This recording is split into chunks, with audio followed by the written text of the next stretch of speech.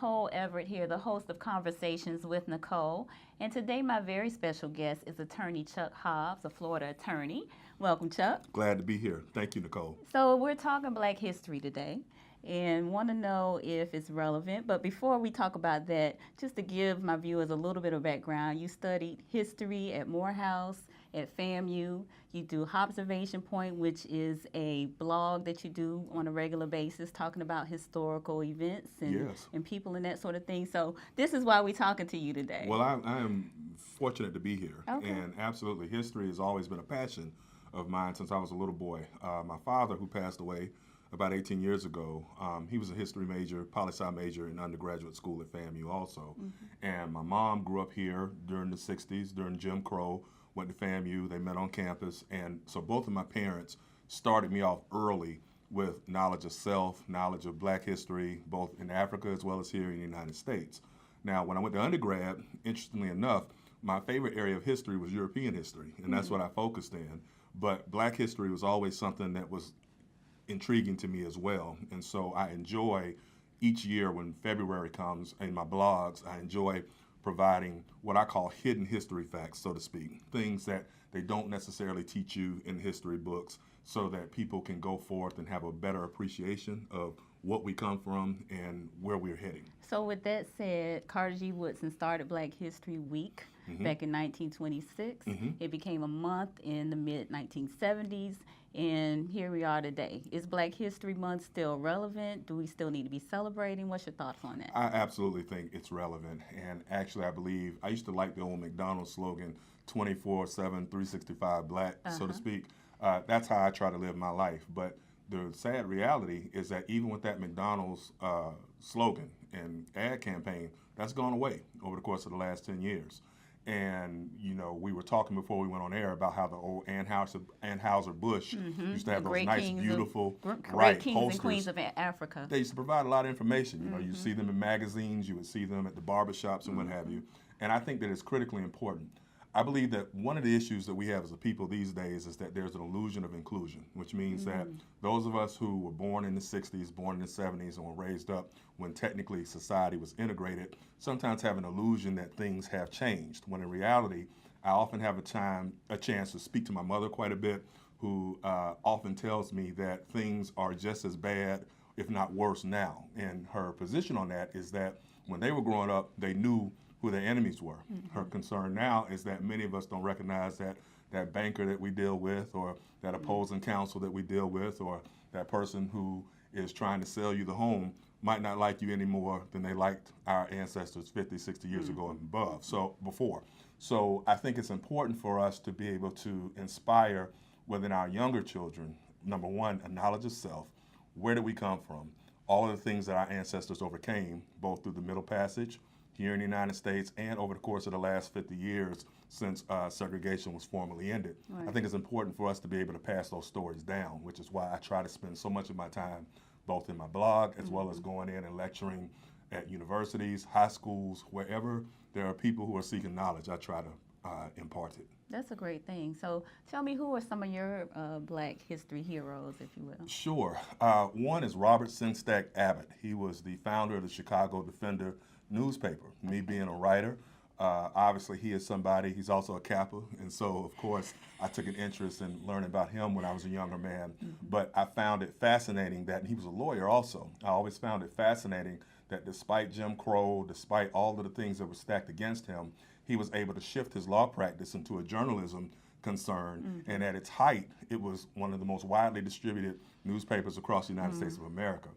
I also find that Dr. W.B. Du Bois is somebody who inspires me. I've always enjoyed reading The Souls of Black Folk, as well as many of his articles in the Crisis magazine. Great thinker. Absolutely. He is someone who I've tried to emulate to a great extent with how I structure my own writings. And of course, the legendary Johnny Cochran. You know, I'm a trial lawyer. I do a lot of criminal defense work. And definitely whenever I get ready to present before a jury, I'm always thinking about Johnny and how cool and calm he used to be and how well he would communicate and be able to effectively advocate for his clients. Okay, if you had the opportunity to speak with any one of those three legends, what would you say? What I would tell them is that I am greatly appreciative of what it is that they went through so that I could get where I am now. Like, for instance, even when you're talking about Johnny Cochran or Thurgood Marshall, for example, I was watching a documentary on his life this past weekend, and I realized that when he was coming from doing a case in Tennessee, he was this close from getting lynched. And when you stop and you realize that here it is, he's down there as a practicing lawyer trying to advocate on behalf of a young man, that he has to hop in the car and hightail it as fast as he can to the border and get out of the South because they're trying to kill him.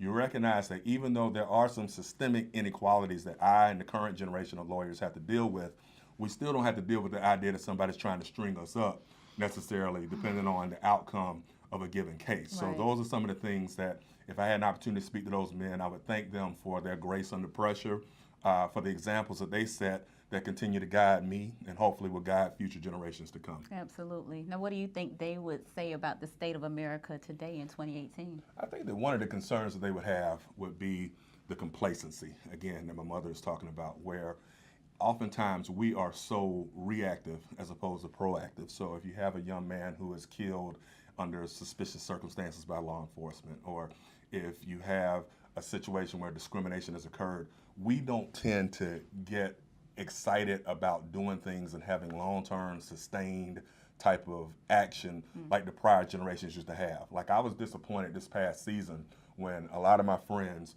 just could not give up the NFL.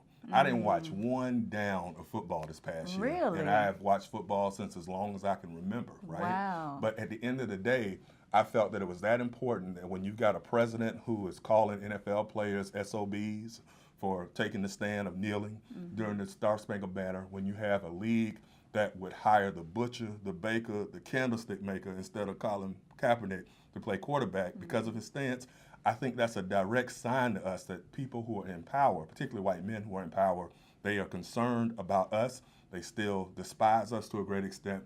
And I think that it's somewhat unfortunate that we as a people cannot coalesce completely to make sure that we speak truth to power to those powers that be. Wow, excellent point. So let's talk a little bit about observation. Okay. Tell me what prompted you to start the observation point. And that's my baby. As you know, I used to write extensively for The Hill, not so much now. Wrote for the Griot, did a lot of work for the Capital Outlook. Got to give a shout out to Professor Roosevelt Wilson. He's one of the first people to really put me on. When I got out of law school, he gave me a column, said run with it, and that's where I really was able to hone what it is you see today under his tutelage.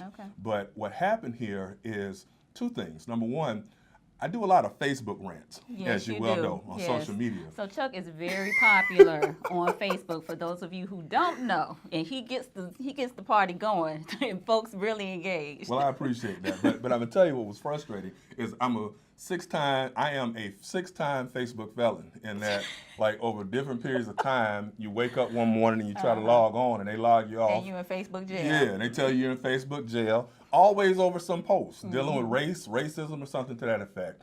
And I just got tired of getting locked out. And so last year they put me on a 14-day suspension. I'll never forget it. Last February, heading into March. And a FAMU rattler, Peter McKay, during Black History Month. I was just a little too woke for the Facebook folks. Peter McKay hit me up and was like, why don't you start your own blog? Now, former journalism professor Ann Kimbrough had also suggested that to me for a long period of time, but it was Peter who hit me up and said, look, I can put the platform together if you'll do the writing. And when I came out of that last Facebook sentence, I hit the ground running, and we haven't stopped with observation since. The second thing I was going to tell you is that my former editor at The Hill took another job with the Baltimore Sun.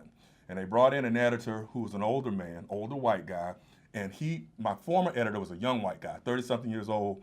If I wanted to write about it, he loved it, loved the way I put stuff together, loved my cutting edge, whatever, okay? This guy wanted to parse on, well, you shouldn't say this, or I'm not so sure that you say that, or I'm not sure that the philosophy of The Hill is to go with where you're going with this. Stifling some of your creativity. Yeah, so I'm like, you're not going to stifle me at all. Like, forget that. So I can put my best stuff on my own and try to get it going. That's where I am now. All right, and who's observation point for? It's for the people, all of the people, particularly our people. All right, and how can folks get involved with it or have access to it? Well, you need to check me out on Facebook, but the main thing is www.theobservationpoint.com. Go to that. I'm always going to have the latest Black history, politics, social issues, you name it, we're talking about it. And I appreciate all the love and support I've already gotten. In just a year, we're over 200,000 unique visitors on the site. So we're just going to try to keep it going. That is excellent. So Chuck, I appreciate your time today. Thank you so much for talking with us. Thank you so much for having me. Anytime, Nicole. Okay.